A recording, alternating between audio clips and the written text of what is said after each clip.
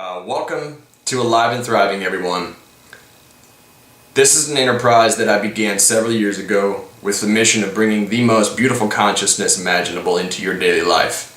It's been a journey, to say the very least. And today I'm going to be reading from Chapter 8 of Ch.8 Spalding's The Life and Teachings of the Masters of the Far East. There's the cover of the book. This is book 1. And without further ado, let's jump right into it. Oh, a little bit of back knowledge. For those of you who are familiar with my work and this work, this is Chapter 8, so I'll just catch you up real quick. This series of books, this 6-book series, is written by some who consider this man to have never existed, and some are like, yes, he absolutely did exist. Or that these occurrences never really took place, and this might have just been the communications of like a medium, so to speak, a telepathic individual communicating on part of higher consciousness. But Ch.8 Spalding, in this book, this chronicles a journey of Western explorers that went to the Far East, India, Nepal, China, Tibet, and lived with individuals who had angelic dispositions, who were enacting and in their daily life and in their daily interactions with others the teachings of Jesus Christ. Alright, the teachings of Jesus Christ, we'll get into those. This is the whole entire mission of Alive and Thriving. It's advanced Christian teaching. For those of you who are ready to take your Christian knowledge to the next level, here we go. That's the mission of Alive and Thriving, is to bring that legitimate Christ consciousness, to give you the ability to come into contact with it, so that then you can begin that walk of faith, the reading of books, the meditations, the interactions with others, so that you can be the most dynamic and powerful representation of Christ consciousness on planet Earth. That is what this book is. It's individuals who were actively doing that, who were on that same spiritual plane as Christ Jesus as he was walking the planet Earth. These individuals were walking the planet Earth, doing the same quote-unquote miracles, the same works of God that Jesus Christ was doing while he was walking the planet Earth.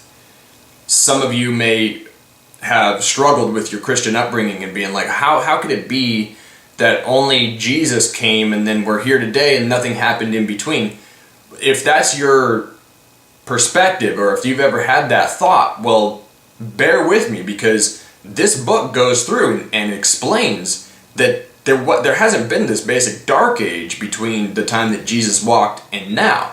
That individuals have legitimately taken his true teaching to heart and have transcended the flesh and have done the works and have been doing the works that Jesus said, "Surely I say unto all of thee, that you shall do these works and greater."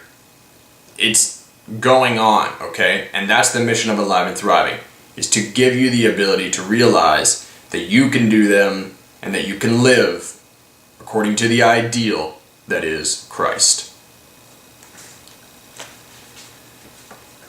After a delay of 8 days, we broke camp on Monday morning and proceeded on our way. The afternoon of the 3rd day out, we came to the bank of a larger river. The stream was about 2,000 feet wide, running bank full, and the current was at least 10 miles per hour. We were told that this stream, in ordinary times, could be crossed at this place without any inconvenience. We decided to camp until morning and observe the rise and fall of the water. We were informed that we would be able to cross by bridge further upstream, but to reach this bridge we would necessitate a detour of at least 4 days hard travel. We felt that if the water was receding, it would be better to wait a few days rather than undertake the long detour. It had been demonstrated to us that we need not take any thought as to our provisions, for from the day already referred to, when our provisions were exhausted, the whole company, consisting of over 300 persons, had been supplied with an abundance of provisions from the invisible, as we called it.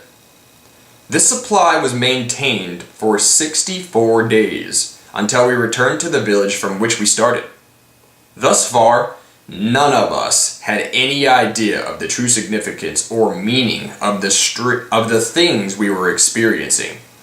Neither were we able to see that these things were performed by definite law, a law that all can use.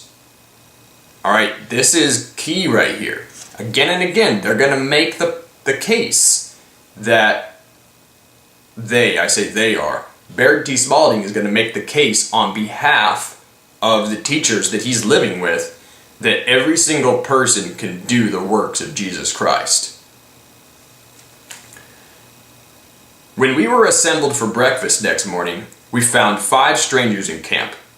They were introduced, and it was mentioned that they were from a party that was camped on the other side of the stream and were returning from a village of our destination. We thought very little of this at the time, as we naturally supposed they had found a boat and had crossed in it. One of our party said, "If these people have a boat, why can't we use it to cross the stream?" I think all of us saw this as a way out of our difficulty, but we were told that there was no boat at the crossing. That there was no boat, as the crossing was not thought to be of sufficient importance to maintain one. So basically they're saying that this little crossing where they would have crossed in the past, they didn't really need a boat. No one ever really thought that to put one there because it hadn't been such a big deal in the past. It normally wasn't flooded. It was normally enough to where you could just cross it by foot.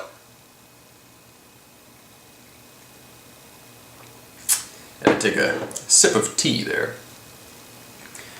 After finishing breakfast that morning, we were all assembled on the banks of the stream. We noticed that Emil, Jast, and the Prow, with 4 others of our party, were talking with the 5 strangers.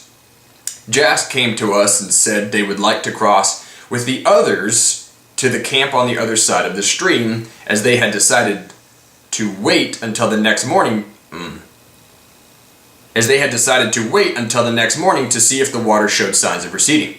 Of course, our curiosity was aroused, and we thought it rather foolhardy to attempt to swim a stream as swift as the one before us just to make a friendly call upon a neighbor. We felt that swimming was the only way the crossing could be accomplished. When Jas rejoined the group, the 12 fully dressed walked to the bank of the stream and with the utmost composure stepped on the water, not into it. I shall never forget. This is Baird T. Spalding's writing style, okay? As most of us would say, I shall never forget. He says, I never shall forget my feelings as I saw each of those 12 men step from solid ground upon the running water.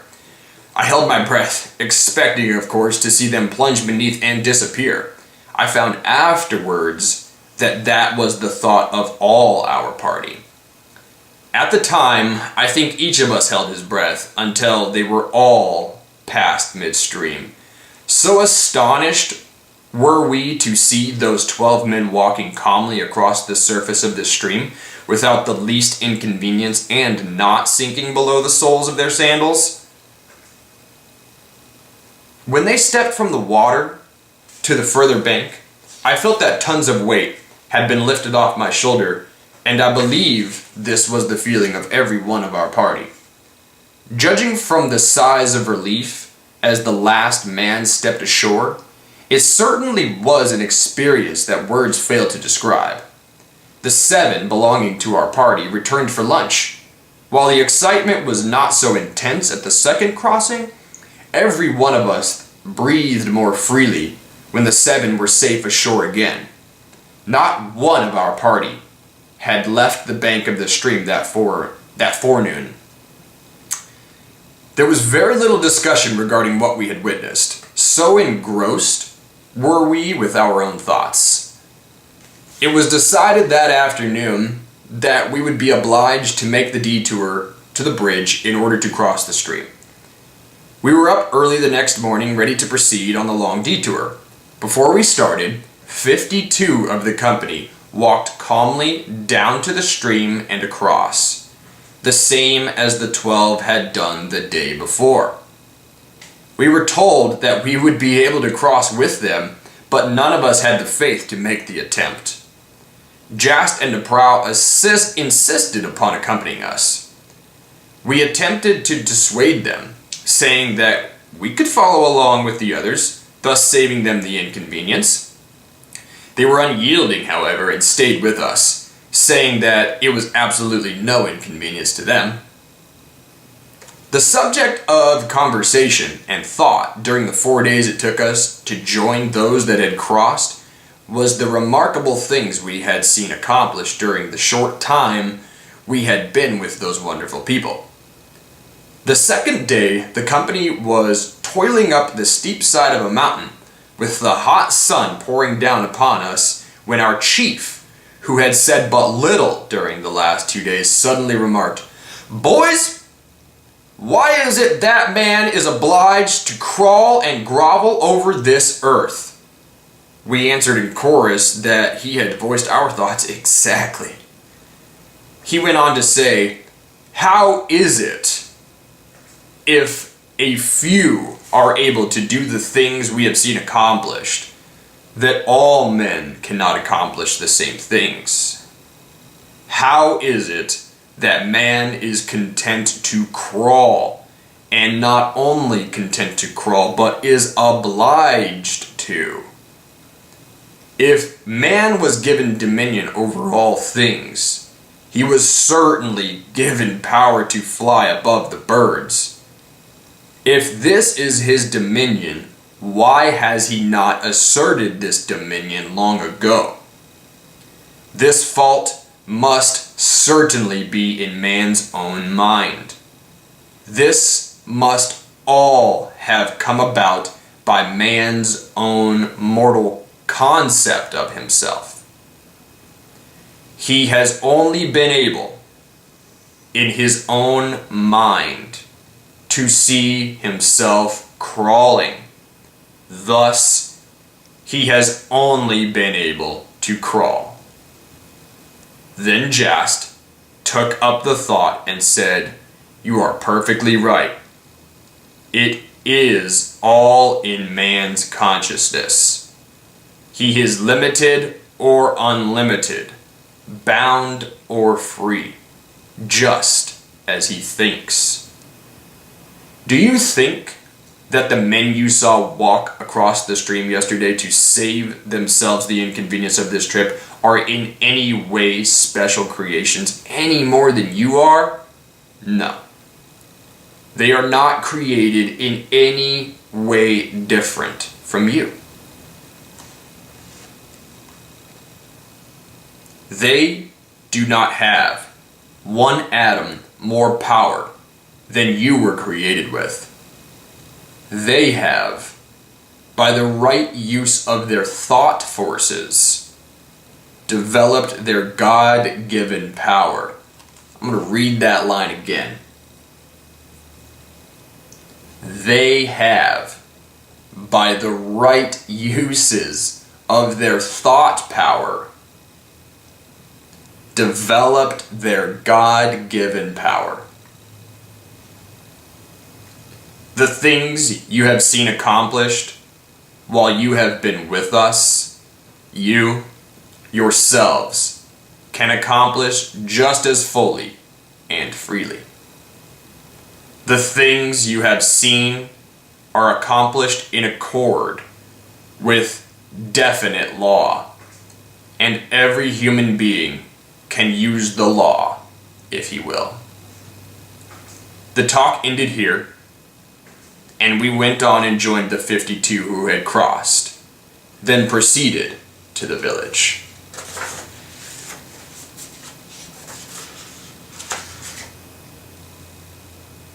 Chapter 9. Located in this village was the healing temple. It is claimed that only words of life, love, and peace have been given expression in this temple since its erection. and the vibrations are so potent that nearly all who pass through the temple are instantly healed. It is also claimed the words of life, love, and peace have been used and sent out so long from this temple, and the vibrations emanating from them are so strong, should words of inharmony and imperfection be used at any time, they would have no power.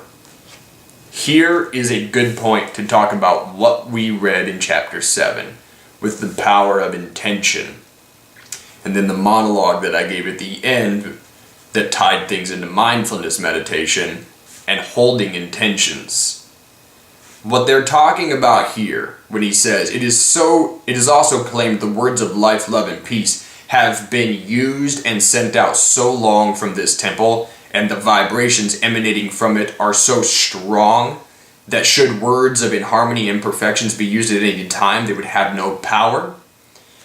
Think of your body as the temple, and think of your thoughts as the words of life, love, and peace.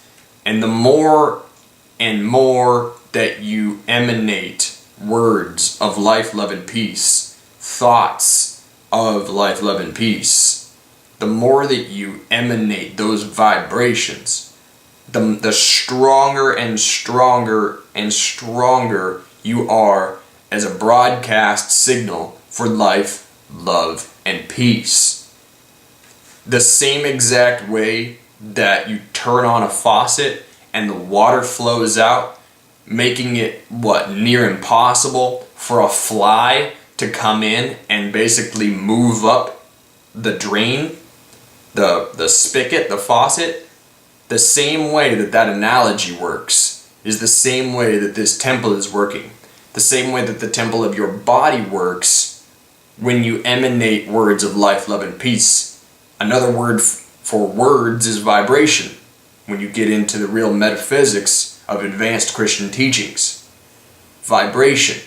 The more you vibrate in accord with universal harmony, life, love, and peace, the literal, how best to say this, the more impossible, difficult is a better word, I think, because impossible is the more difficult it is for any vibration of a quote-unquote opposite caliber, hate, fear, prejudice, whatever, the more difficult, if not impossible, it is for those vibrations to make their way into your aura, into your realm of conscious experience, and attach to you, and or make you think opposite thoughts of life, love, and peace. So that analogy of the water coming out of the drain and the fly not being able to basically crawl up the water spout, that's the perfect way to think about you as a broadcast signal for life, love, and peace. The more you send out, the more you're going to get in return, and the less time you'll have to toil crawling upon the ground, which is a metaphor. It's a literal translation for crawling upon the ground, walking on your feet, doing things of the sweat of your brow, but it's also metaphorical for living from a place of fear, hatred, and yada yada, fill in the blanks. Okay? Let's continue.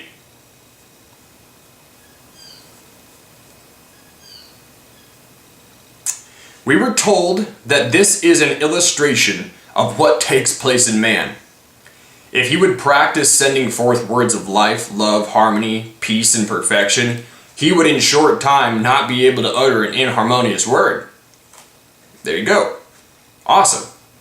We attempted to use inharmonious words and found in each instance that we could not even utter them. This temple was the destination of those of the company who were seeking healing. It is the custom for the masters who are in the vicinity to congregate at this village at certain intervals for a season of devotion and instruction to those who wish to avail themselves of the opportunity. The temple is dedicated entirely to healing and is open to the people at all times. As it is not always possible for the people to reach the masters encourage the people to go to the temple for healing. This is the reason they do not heal those who congregate for the pilgrimages.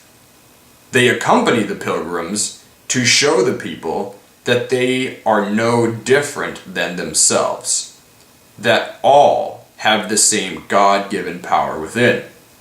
I suspect that when they crossed the river that morning, they did it to show that they could rise above any emergency, and that we should also rise above any emergency. In places not accessible to this temple, all who come to the masters for help are greatly benefited.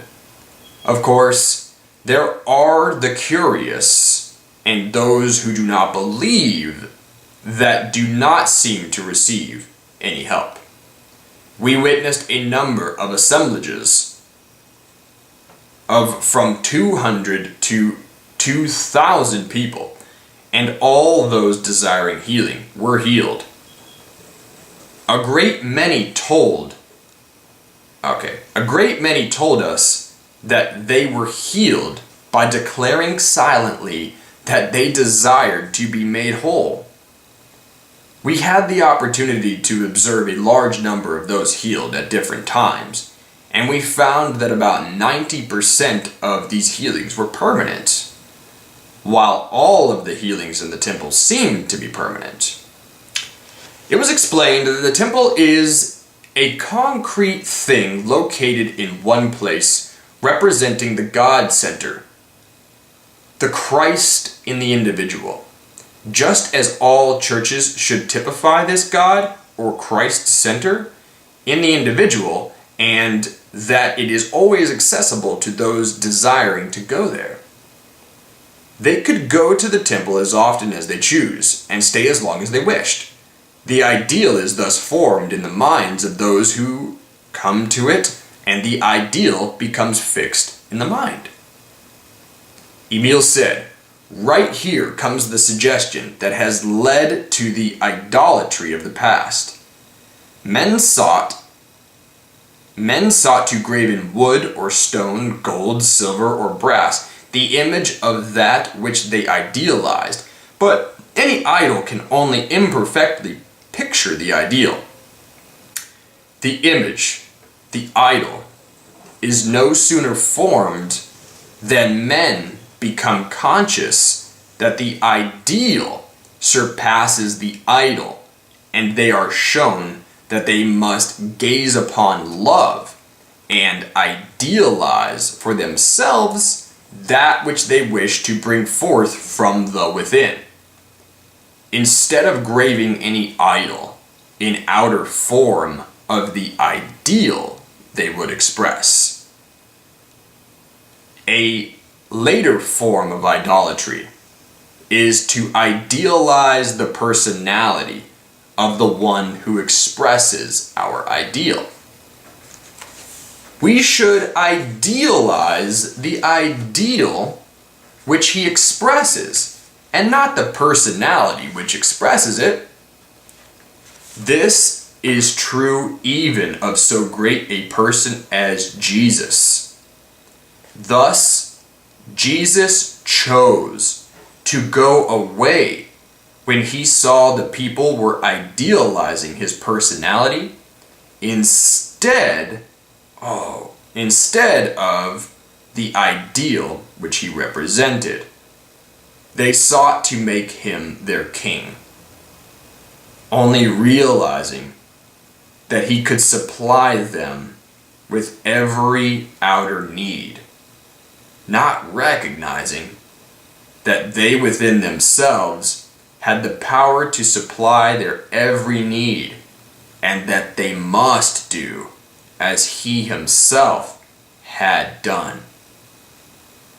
He said, "It is expedient that I go away, for if I do not go, the Comforter will not come." Meaning that As long as they looked to his personality, they would not recognize their own powers. For they must look within their very selves. Another may teach or tell you, but you of yourselves must do the work. For if you look to another, you build the idol instead of bringing forth the ideal.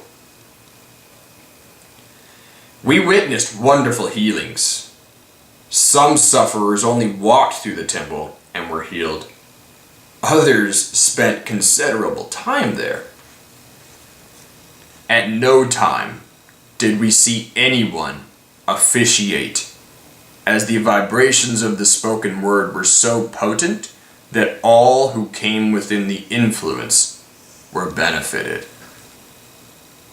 We saw one man who was suffering from ossification carried into the temple and completely healed. Inside of an hour, he walked, completely restored. He, afterwards, worked for our party for 4 months. Another man, who had lost the fingers of his hand, had them completely restored. A little child with withered limbs and distorted body was instantly healed and walked out of the temple.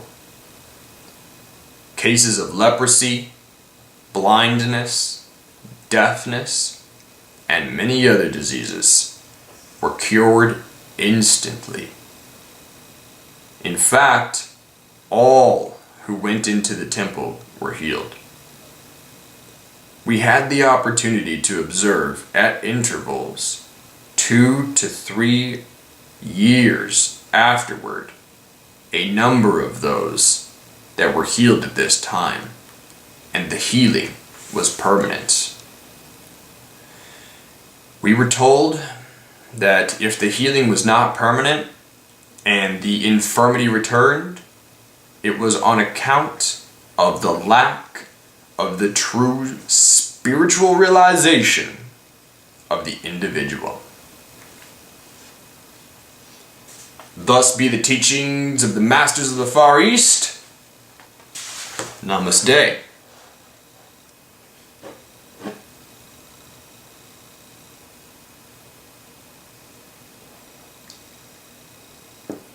I want to talk on a little bit that notion of idolization and carving things out of wood and things of that nature. We all do this to a certain extent, and we will do it until we realize that no longer do we need to. Then we will stop. It's kind of like that old saying, or like something that I talked about last week, that the things that bother you will continue to bother you until they don't. It's that way with idolizing a thing. Even a thing as beautiful as the man we call Jesus. It kind of seems a bit blasphemous, but again, this is advanced Christian teaching.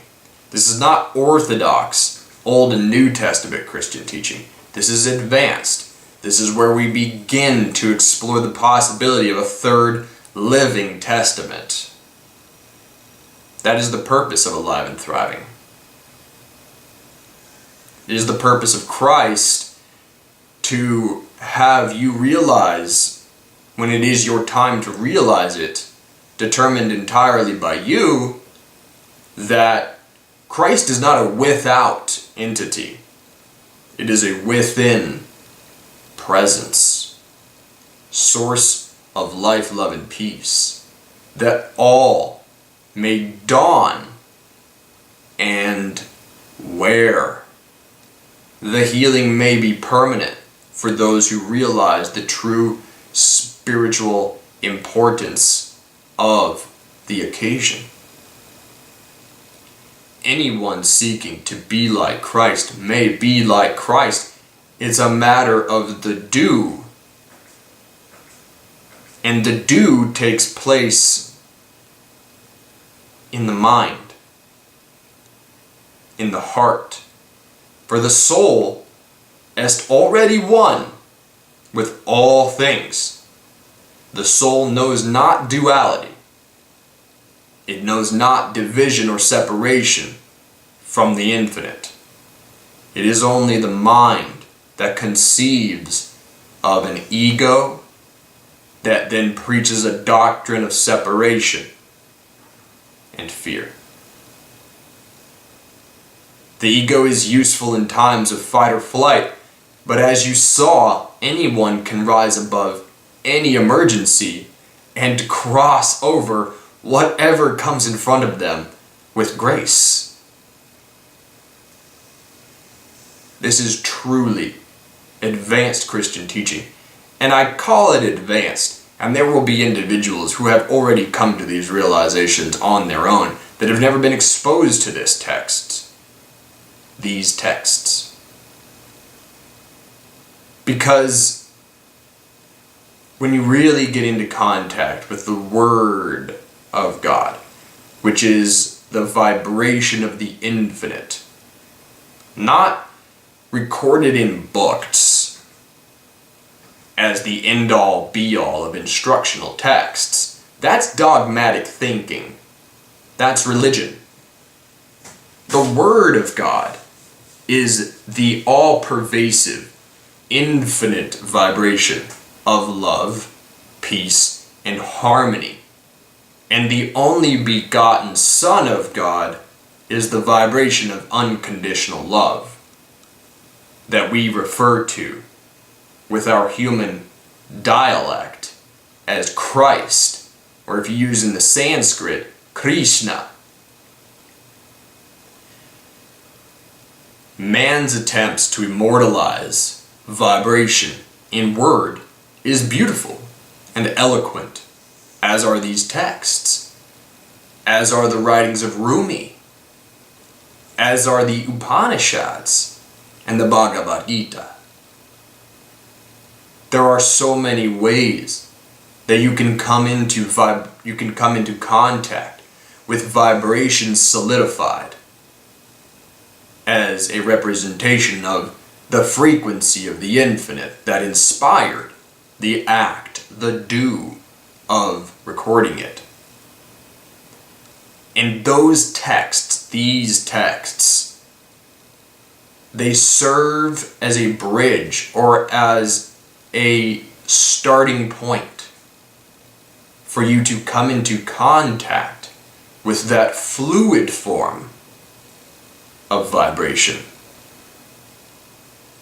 via meditation, via mindfulness, via being present and hearing what is there for all to hear in silence. If you don't like paradoxes, then mysticism and advanced Christian teachings are not for you. But if you love a good paradox, and if you have the ears to hear, and eventually the eye to see, which all do, it's a matter of choosing it and then doing the do, then you'll get what it means to say what is there for all to hear in silence. Wonderful be the teachings of the masters of the Far East, for they come from a place of unconditional love, as did the message of Christ consciousness when it was being espoused by the man we know as Jesus, who took it to heart overcame the flesh and enacted the full weight of the infinite teaching, the infinite unconditional love.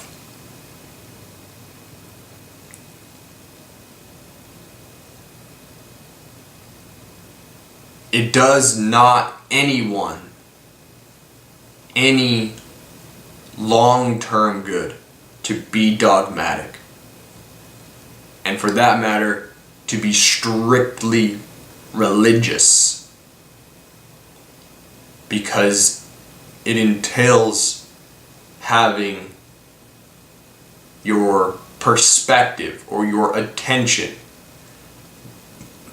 dialed in so narrowly, like blinders on a racehorse, that you miss what else there is for you to learn and absorb. That is where meditation comes in. That is where advanced Christian teaching enters your life,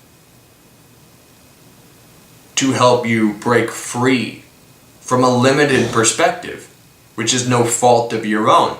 It's just a matter of being exposed at the right time and place and being open to the exposure, and then making the conscious decision that you want to move forward, that you want to go farther in your walk of faith.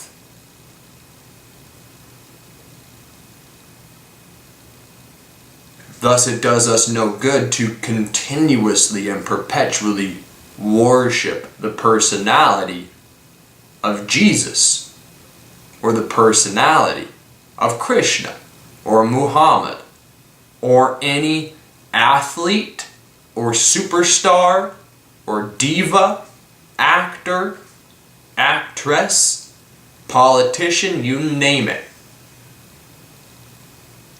Those things are finite and transient. Personalities, they come and they go. They are here while the body exists, and when the DNA suspends its replication, wears out, and the body dies, then the personality goes with it.